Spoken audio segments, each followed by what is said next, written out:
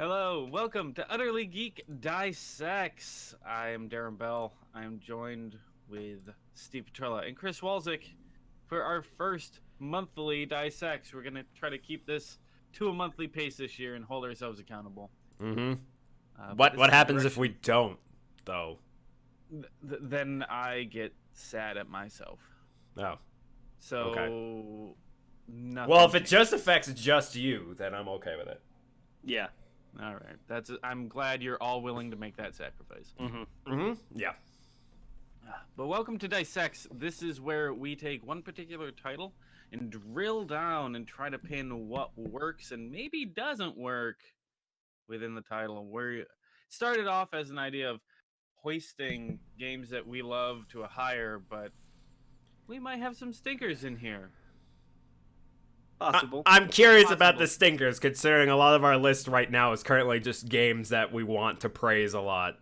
Yeah. Yeah, that was the intent, but we've been rolling ideas around. Anyway, we'll see if we ever get to bad games, but today we're talking about Nomada Studios' Gris. Or Gris. Gris. Gris? Oh, Yeah. oh no, that's a new one that I've heard. Oh, Jesus, now I really don't know what the hell to call this game. Gris sounds terrible. No, Yeah. I think it's Gris. I think it's I think Gris, it's Gris. but I'm not sure. Yeah, this game was released December 15th, 2018, so it's a very recent release. Mm-hmm. Nomada Studios, this is their first ever game, so this is not only a brand new game, this is a brand new developer. Yes. Surprisingly published by Devolver. Yeah, Doesn't of all feel things. like a Devolver joint, Yeah. but I'm glad that they're leaning into this kind of a title. Mm-hmm. The only other big names that I could find associated with it, quote unquote big names, Conrad Rosat designed all of the visual art and the visual aesthetic of this, and this is his first non-painting medium like animation and things like that. He's had a number of different art openings, art galleries. Yeah. And it's all very much watercolor. For me, the visuals are one of the most striking things about Gris. Yeah. Yeah. Is that it looks like a literal moving painting. Mm-hmm. I find myself using the screenshot button on my Switch more than any other title within Gris. It just sets up such instantly memorable and amazing views throughout the entirety of this game. Yeah. And the music was written and performed by Berlinist. This is very string heavy, very orchestral sound. Berlinist has been making music and putting out albums since 2012, from last I saw. And this is the first time that they are working with Conrad Rosat as well. All of this company, this band, this artist, they're all based out of Barcelona, Spain. So that's why it's called Gris. For those of you who don't know, we looked it up. Gris translates to gray. Yes. Unless you're from cold northern countries, in which point it means pig, but that doesn't have any bearing on the conversation. It could. It could. We just started talking about this game. It could. It could. You never know. But yeah, I mean, I haven't played a good game like this in a while. Essentially, it's a 2D platformer, but it really slow rolls the mechanics out to you. Yeah. The very first scene, first time you take control, you can literally just slowly walk or fall down. Yeah. You can't even jump. Yeah, I noticed that. Like, I was pushing all kinds of buttons, and it's just like she just kept falling. So I was like, okay, well, all right. The game is forcing me to only walk. So fine. Yeah. And I think that's really effective, that opening scene, in really tempering your expectations for what this game is going to be. Yeah. The very first time you get control, the only thing you can do is walk very slowly or trip over yourself. Right. Yeah. So it's like, and no, there's you're there's definitely a reason to the story why that would be. Right. And we'll get into that. The story, I think, is one of the stronger parts of this game. Yeah. But yeah, essentially, well, why don't we get into that? The entire game starts with just a very extreme close up of the main character's face, Mm-hmm. and she's singing, and all you hear is you don't hear words, you just hear like tonal singing, Right. and then suddenly her voice is cut off, Mm-hmm. and she's standing in a giant stone statue hand. She starts to crumble, the hand crumbles, and then she just lands in the desert, and that's where you start. Right. Mhm. So already we've seen a scene of panic and flailing, and then you're just left to deal with losing your voice. Mm-hmm. Yes. And it goes from there. You end up going through the desert, you end up finding a giant oasis, which is kind of the closest thing to a hub world, but it's all kind of destroyed and rotten. Yeah. Mhm. There's what looks like what used to be a giant tree in the center. Mm-hmm. And there's no written words in any of this game. It's all iconography, the way it conveys Yeah. its information. Mm-hmm. I'm trying to remember. Yeah, because at the end of the tutorial is where you restore red, right? Yes. Yeah, it's red first is the very first one. Mhm. Right. Right. So at the end of that, you end up restoring red to the world. So everything takes on this really harsh, dark red tone, and you end up going through a red desert. And so you're going through all these different challenge areas, restoring different colors to the world. And as you do, it literally adds that color to the color palette of the game. Yeah.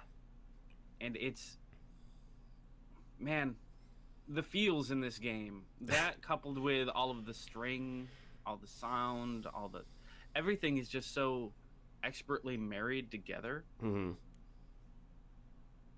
that it's really difficult for me to separate them all out.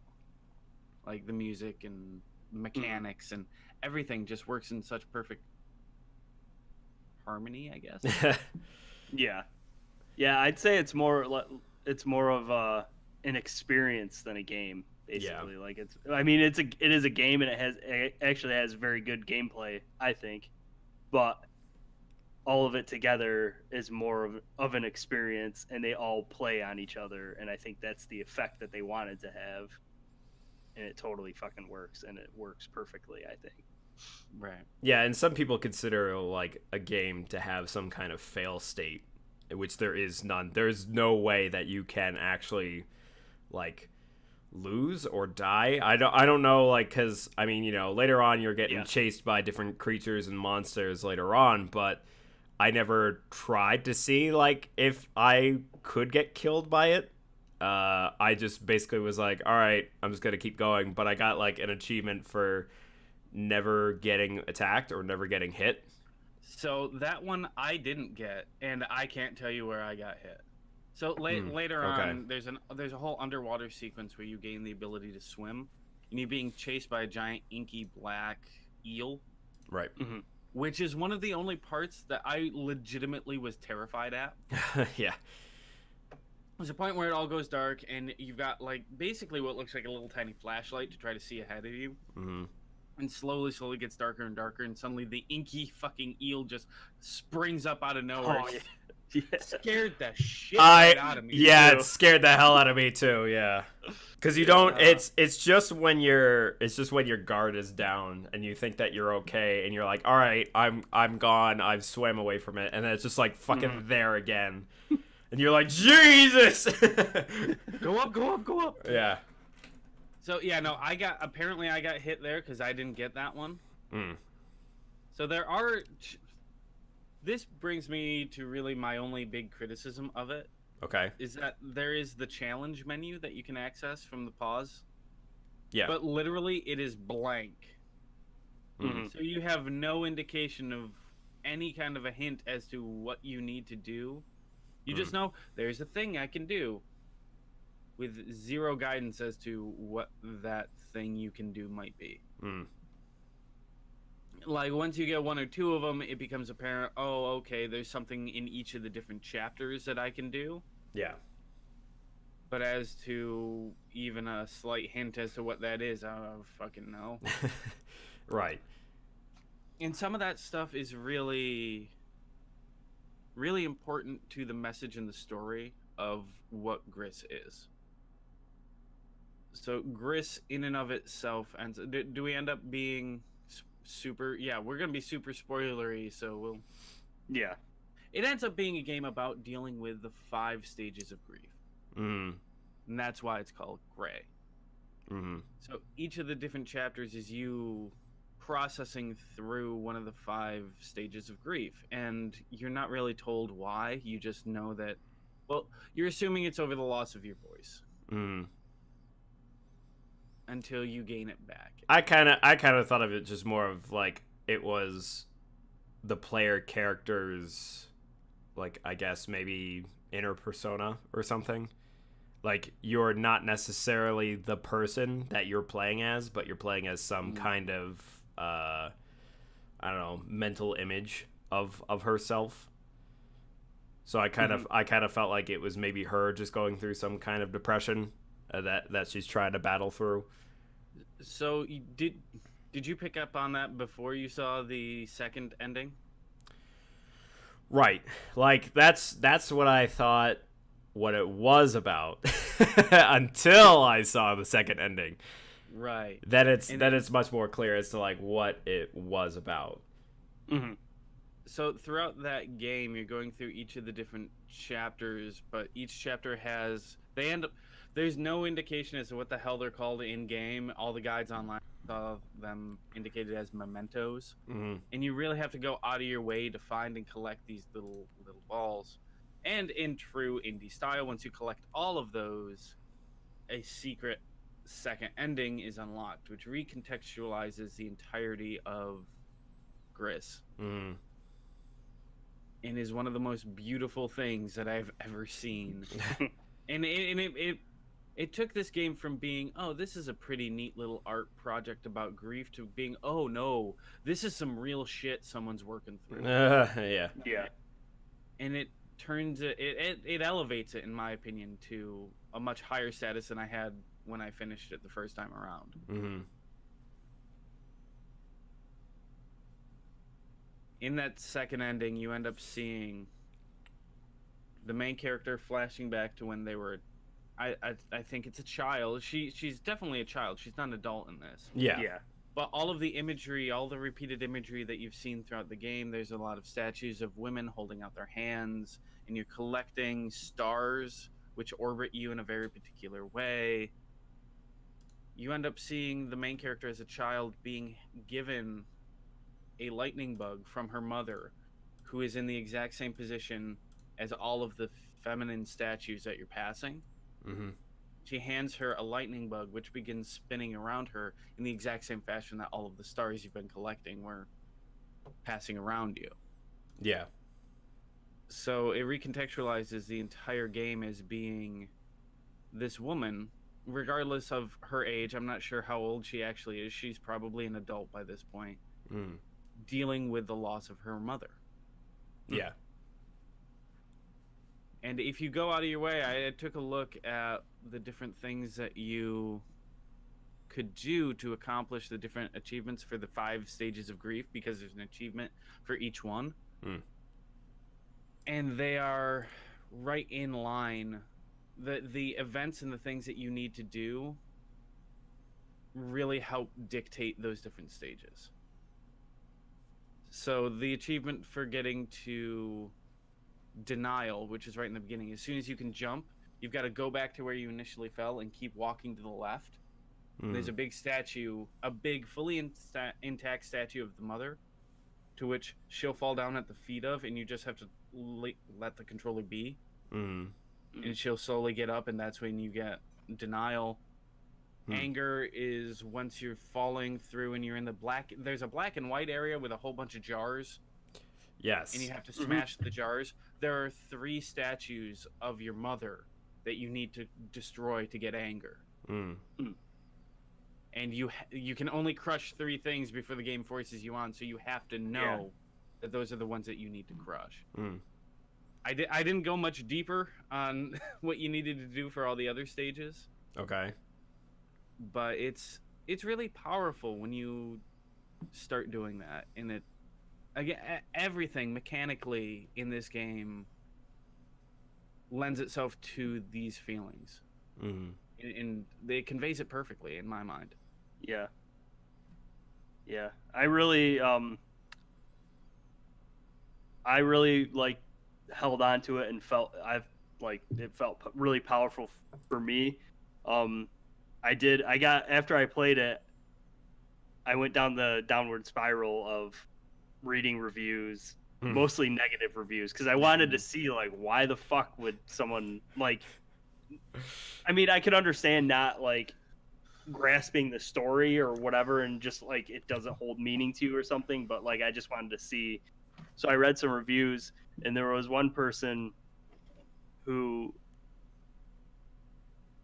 thought that the idea of the game was that you defeat grief. Oh, And I really, I was just like, I don't know if that person played the same game as understands me, in general. Yeah, I didn't. Yeah, I was surprised at that one because they gave it a really bad review and said that they feel that the game misinterpreted grief and that you can never conquer grief, but in this game you can. And I don't think the game, in my eyes, the game I don't feel was about that. You know, like I feel it was about like understanding grief and understanding it now that it's part of you and how to live with it. Yeah. How to deal with this. But yeah, it was interesting. But but I think it's cool that a game like that can evoke emotions like that, you know, and have differences between people, and you know, we can look back at it and analyze it in that way. And I think it's cool that these little indie art games are doing that. Yeah, I had a thought halfway through my playthrough, just fucking looking at this moving watercolor painting that's evoking intense emotions of fear and doubt and anger. And I remember thinking, if you told me in kindergarten when I'm playing Super Mario World on the Super Nintendo that video games will eventually look like the fucking Louvre, I would not have believed you. Yeah. It is well, not only that, but you tell your younger self, and you're gonna fucking love it. Yeah. And you're gonna enjoy playing this game. Also, stop being a shit. JRPGs aren't terrible. I would still tell myself they're terrible, but that's just me. They can be okay.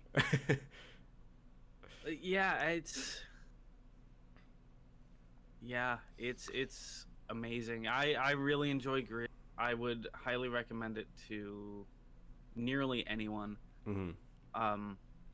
I feel like anyone who is reviewing this and giving it super negative, saying it's artsy fartsy crap and people don't go through this, clearly have never lost a parent. Because if you have, you would understand or experience any type of immense grief. Like, that the last achievement you get, I mean, I got it unbeknownst to me once I finish it up. It says the end, and it's called acceptance. Yeah. Acceptance doesn't mean you conquered grief. Whoopee. It means literally you accept your grief. Yeah. Yeah. Hey, IGN gave it like, was it 0.2 points higher than Fallout 76? Yeah. Right. So it's barely better than a broke-ass wannabe MMO. Yep, even though it's a totally complete and finished bug-free game. Yeah. I mean, okay, so I played it on Switch. Where did you guys play it? Switch as well. Switch. Okay, did you ever have frame rate hitch up on you? No. I had it hitch up maybe once, and it was super minor. Like, literally, that's the only quote-unquote bug. Is a slight hitch at one point that was barely noticeable. Okay. Yeah, I kind of wanted to get it on PC because I noticed how like all the trailers were 60 frames. I was like, man, I fucking want that. I hope that, I don't know if it is that on Switch, but like I asked Steve and he was like, oh, well, I don't know. And so I bought it anyway on Switch because I was like, well, I want my Switch to be like my indie Yeah. system, so I'll just fuck it. I'll just buy it on there anyway. But yeah, it was 60 all throughout.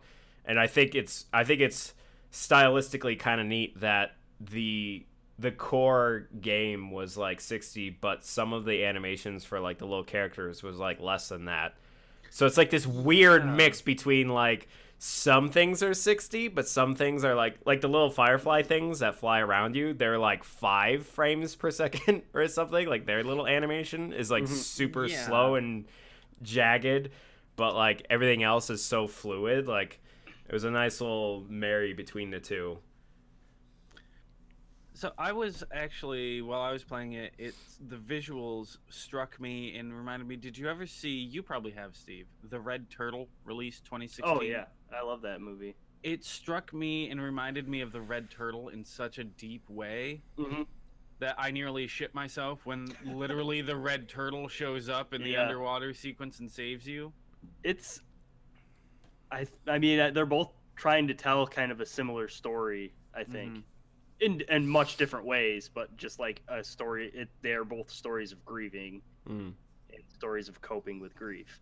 And yeah, so I don't know if they used that as like part of it. Maybe they did, but I saw that as an homage to the Red Turtle. Yeah, I think it probably was. It's, man, go play Gris, culturalize yourself.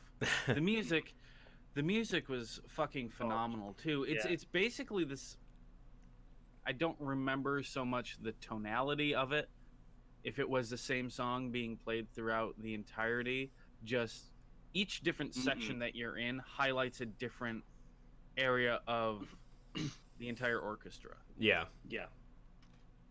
There's, I've been listening to the soundtrack a lot, and there's same. A lot of fucking different songs. Yeah. And when you're listening to it by itself, it actually, you can kind of hear the stages that she's going through as well, just listening to the soundtrack and understanding like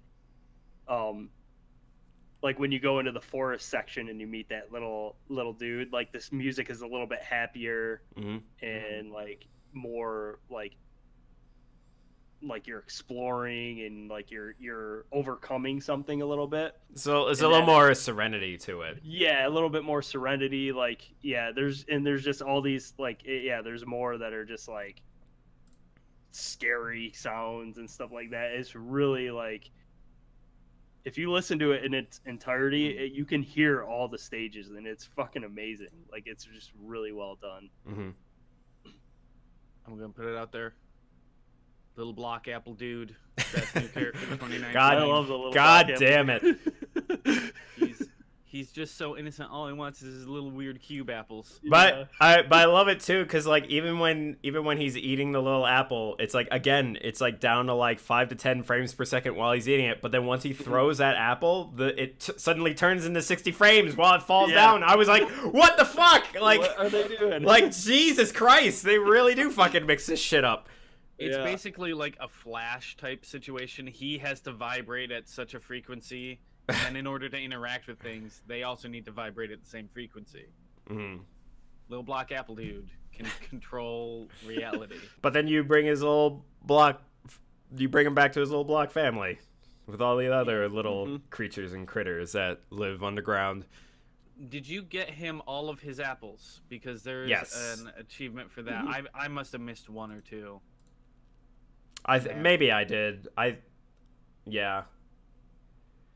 don't know. I think I maybe might have noticed on my second playthrough. I mean, I didn't finish my second playthrough, but I did try to like get as many as I could.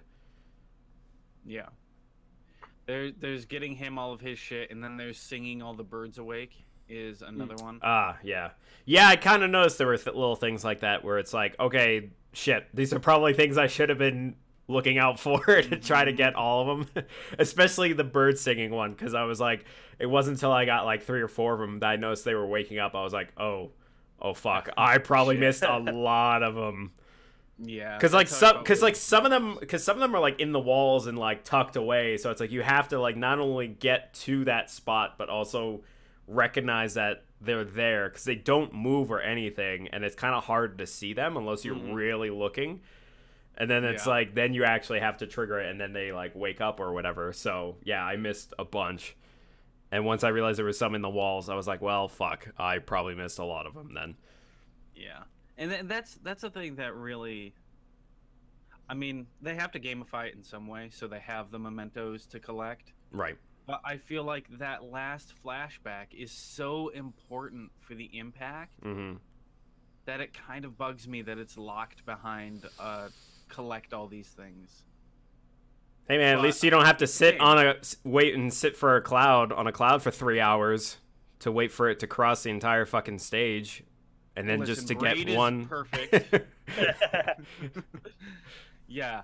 Sit on a cloud for 3 hours and then hope it doesn't red ring your Xbox. Yeah. I mean, it does kind of bug me that because that is so important to the story. But then again, I think it's a way to get people to stay with that game and try to collect all of that stuff. And like you said, when you are collecting, like you said, Wally, with like the birds and stuff, you really have to look for it. And I think that will make you more attuned to like just looking at the environment and analyzing the game itself. And I'm sure that that's what they want you to do, you know? Yeah. So just analyze the environment and everything and how those environments play with the stage of grief that she's in. Yeah. It's absolutely gorgeous. And if you go to Conrad Rosette's website, there's a little bit of controversy earlier this week where Facebook blocked advertisements for Gris on nudity claims. My god. Oh wow. Well, and Devolver just basically came out and issued a statement. Yeah, this is all bullshit. Like, that was their literal statement. Which is such a Devolver thing. Yeah. But if you actually read into the policy, the reason they pulled it is because they linked directly to Conrad Rosette's page. And he has an entire line of nude art. It's very tastefully done. It's very beautiful work. Yes. But it is literally nudity. Right. So yeah. I kind of want to buy some of his art. Yeah, some of the pieces are very, very good. And like there's one particular one that's like it's a face of a woman, and her hair is made out of all these daisies, like yellow daisies, and there's like some bits of red here and there as well that's like dripped down, and I'm like, damn, that's so fucking good. Yeah, he's a master of his class. Yeah. Like, it's great. Master of his art. We've kind of been skirting around it, but did anyone else feel like, hey, I'm playing another Journey? Yeah, I mean, I was basically the way I think when I got about halfway through it and I was trying to talk to people about playing it, because I kind of I played it through like 2 sit-throughs, because it was one of those things where I was literally 5 minutes away from finishing the fucking game, and I didn't realize I was 5 minutes away from finishing the game, but I stopped playing it that day. But anyway, but after I played it on my first sitting, when I was telling people to get it, I was just basically like, hey, it's a 2D Journey. Go fucking play it. And 2D single player Journey. Yeah, it was like, hey, if you like Journey and you want a 2D version, single player version of that, go fucking play this game. And people were like, oh shit, all right, yeah, I love Journey. They even managed to fit in the sand slide scene from an opposite angle. Like, that's the only difference.